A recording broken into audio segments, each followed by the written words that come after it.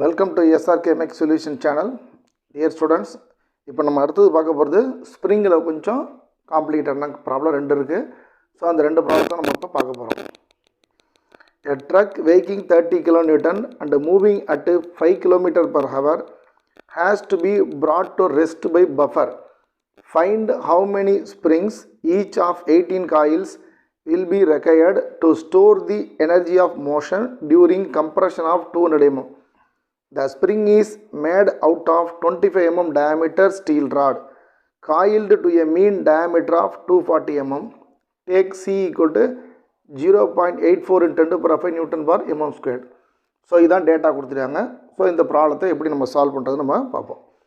So first நீங்கள் இந்த ப்ராப்ளத்தை கொஞ்சம் அண்டர்ஸ்டாண்ட் பண்ணி, இந்த ட்ரக் வெஹிக்கிங் அப்படின்னு ஒரு இந்த மாதிரி இந்த ஒரு வார்த்தை வந்தாலே இந்த ப்ராப்ளம் தான் அது. ஓகேவா? இதில் ரெண்டு ப்ராப்ளம் இருக்குது. டேட்டா மட்டும்தான் மாறி இருக்கு, வேறு கிடையாது. இந்த டேட்டாஸ் மட்டும் மாற்றி இன்னொரு ப்ராப்ளம் இருக்குது, அவ்வளோதான். ரெண்டு ப்ராப்ளத்தையும் போட்டு பார்த்துட்டிங்கன்னா இதுதான் ரிப்பீட்டடாக மாற்றி கட்டிக்கிட்டேன். ஸோ இந்த கணக்கோட பேசிக் கான்செப்ட் முதல்ல பார்த்துங்க.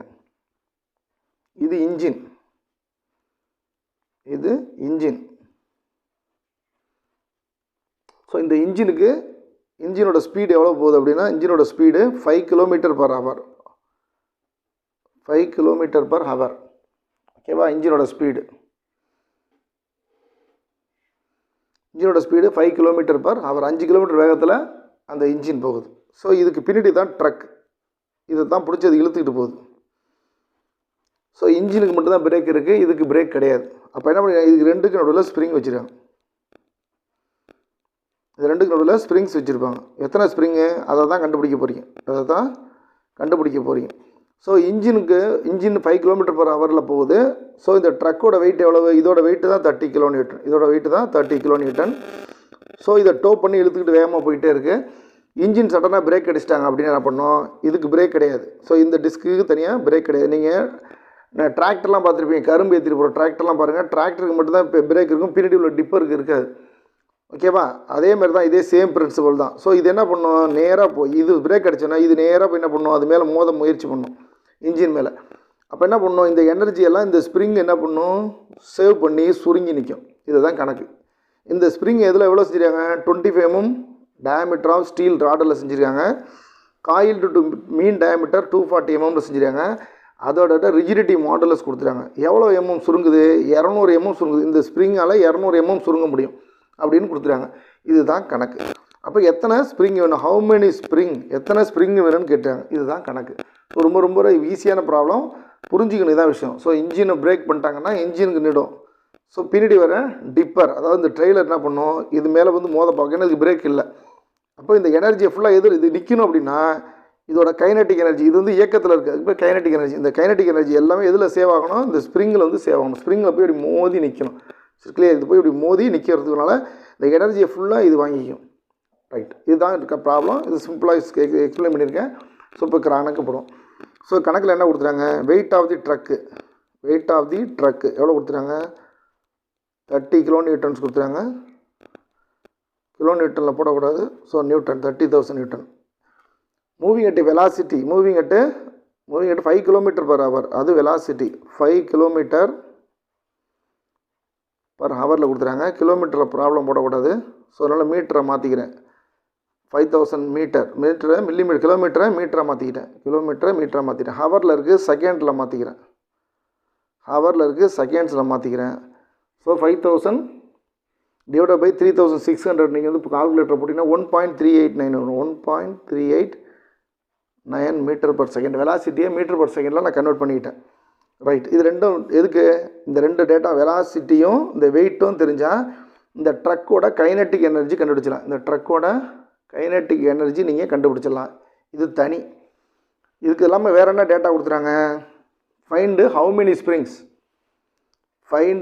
Many springs each of 18 coils. எத்தனை சுற்றி இருக்குங்கிறான் டேட்டா கொடுத்துறாங்க. n = 18 will be required to store the energy of motion during compression of 200 mm. Delta 200 mm கொடுத்துறாங்க. Spring made out of 25 mm diameter steel rod. 25 mm steel ராடில் செஞ்சுருக்காங்க. coiled to a mean diameter of 240 mm கொடுத்துறாங்க. Take rigidity மாடலில் C கொடுத்துறாங்க. C எவ்வளோ கொடுத்தாங்க? 0.84 × 10⁵ Nm². So இது கொடுத்துட்டாங்க. இப்போ நீங்கள் இந்த ப்ராப்ளத்தை எப்படி நீங்கள் சால்வ் பண்ணணும் அப்படின்னா, first kinetic energy of the truck கண்டுபிடிக்கணும். நீங்கள் ஃபஸ்ட்டு கண்டுபிடிக்க போகிறது இந்த ட்ரக்கோட கைனட்டிக் எனர்ஜி ஆஃப் ட்ரக். ஏற்கனவே நான் ஒன்று ஃபார்முலா செஷன்லேயே நடத்தியிருக்கேன். கைனட்டிக் எனர்ஜிக்கு ஃபார்முலா WV²/2g. WV²/2g. அப்படி இல்லாட்டினா நம்மளுக்கு ஞாபகம் வச்சுங்க, ஆஃப் mv²ன்னு சொல்லியிருப்பாங்க. ஆஃப் mv²ன்னு சொல்லியிருப்பாங்க. அந்த மாஸ் தான் W/g. இந்த மாஸுக்கு தான் W/gன்னு சப்ஸ்டியூட் பண்ணியிருக்கேன். mass is equal to weight divided by acceleration due to gravity, W/g அப்படின்னு சொல்லியிருக்காங்க. ஸோ இந்த ஃபார்முலா தான் இது. ஓகேவா? இப்போ W1 எவ்வளோ கொடுத்துறாங்க? கணக்கில் ப்ராப்ளம் கொடுத்துறாங்க 30,000. வெலாசிட்டி எவ்வளோ கண்டுபிடிச்சிருக்காங்க? கொடுத்துருக்காங்க 1.389 divided by 2 × 9.81. அப்படி போட்டிங்கன்னா கைனட்டிக் எனர்ஜி எவ்வளோ வரும் அப்படின்னா 295,00,32.11 நியூட்டன் மில்லிமீட்டர். மறந்துடாதீங்க, இது உங்களுக்கு கால்குலேட்டரில் சால்வ் பண்ணி காட்டுறவங்களுக்கு கால்குலேட்டரில் சால்வ் பண்ணியே காட்டிக்கிறேன் பாருங்கள். 30,000 × 1.389 WV²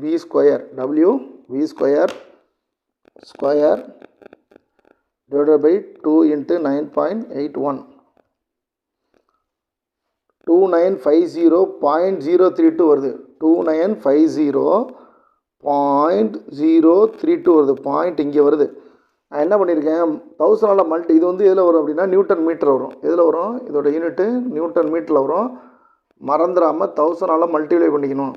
மறந்துடாமல் 1000ஆல் மல்டிப்ளை பண்ணி நியூட்டன் மில்லிமீட்டராக மாற்றிக்கணும். ஸோ அப்போ இங்கேருந்து டாட்டா கொண்டாந்து நான் இங்கே வச்சுருக்கணும். இந்த வந்து டாட்டா கொண்டாந்து இங்கே வச்சுருக்கேன். ஓகேவா? ஃபஸ்ட்டு எப்படி வரும்? 2950.032 அப்படி தான் வரும்.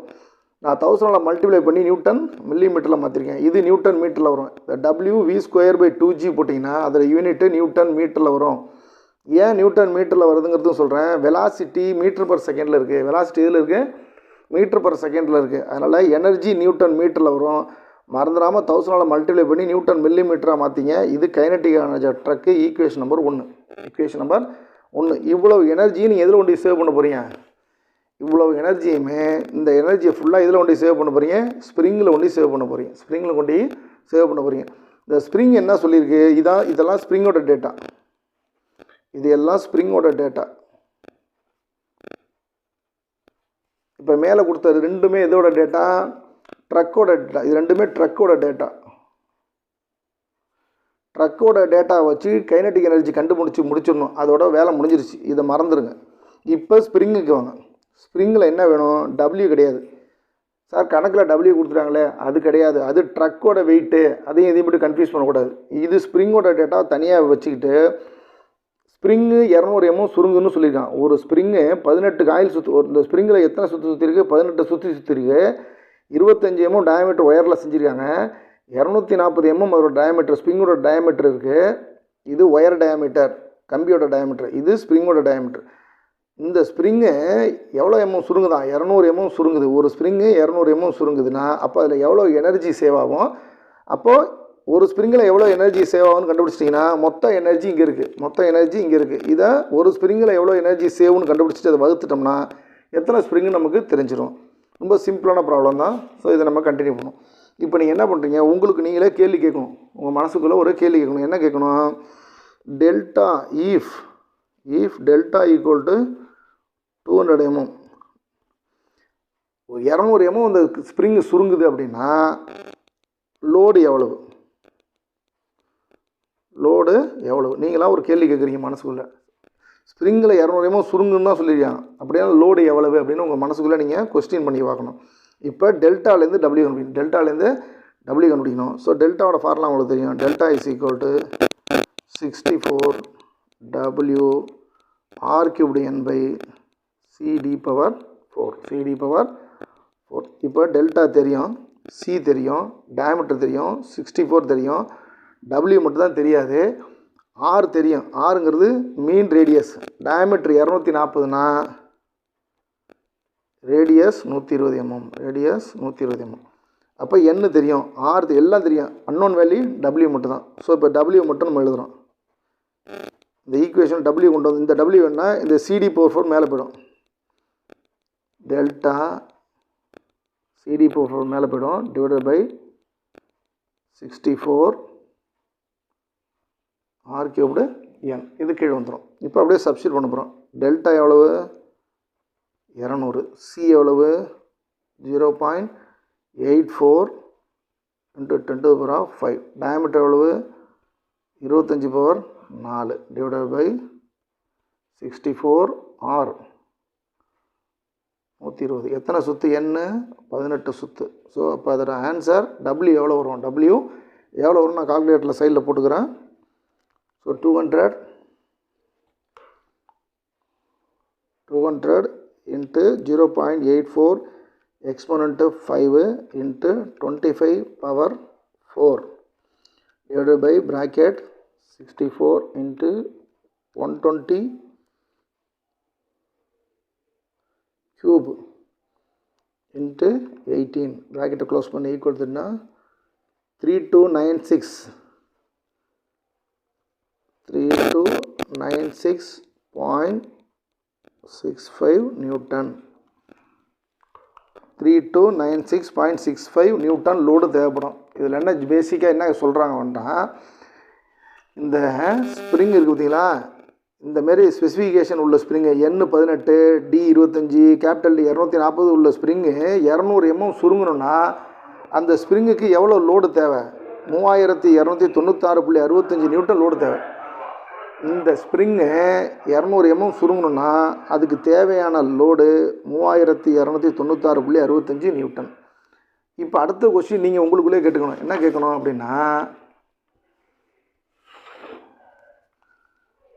டெல்டா ஈக்குவல் டு நீங்கள் உங்களை நிறைய கேட்டுக்க வேண்டியதான். எப்படி கேட்கணும், டிஸ்கஷன் அதெல்லாம். Delta equal to 200 mm if and W is equal to 3296.2 Newton அப்படின்னா U எவ்வளவு, அதில் எவ்வளோ எனர்ஜி சேவ் ஆகும், இதுதான் அடுத்த கொஸ்டின் நீங்கள் உங்களை கேட்டுக்கிறது.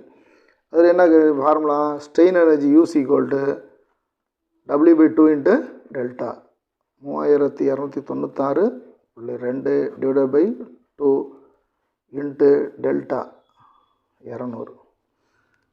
ஸோ 3296 ஒரு 2 இது 100 அடித்தா 100. ஸோ இந்த புள்ளி என்ன பண்ணும் 96, இந்த புள்ளி இன்னும் 2 தான் புள்ளி வரும். So Newton millimetre. Calculator multiply பண்ணி ஒன்றும் தப்பு கிடையாது. கால்குலேட்டர் மல்டிப்ளை பண்ணி போட்டிங்கன்னா இதான் வரும். 3296.2 கிடையாது, இது என்ன வருது ஆக்சுவலாக 651 வருது. 0.651 அப்போது 65.1. இந்த 100 இந்த 3296.651 ஆன்சர் வருது. டிவைடட் பை 2 இன்ட்டு டெல்டா 200 இதில் மல்டிப்ளை பண்ணிங்கன்னா 3296.65.1 நியூட்டன் வரும். நியூட்டன் மில்லிமீட்டர் வரும். இது U. இது என்ன அர்த்தம் அப்படின்னா, ஒரு ஸ்ப்ரிங்கு 200 mm சுருங்குது அப்படின்னா அதில் இவ்வளோ எனர்ஜி சேவ் பண்ணலாம், அப்படிங்கிறது தான் அர்த்தம். இதுக்கு ஒரு கான்செப்ட் என்ன அப்படின்னா, ஒரு டெல்டா 200 mm ஒரு ஸ்ப்ரிங்கு சுருங்குனுச்சுன்னா அதில் எவ்வளோ எனர்ஜி சேவ் ஆகிருக்கும், 3,29,665.1 நியூட்டன் மில்லிமீட்டர் எனர்ஜி அதில் சேவ் ஆகும். ஒரு ஸ்ப்ரிங்கில்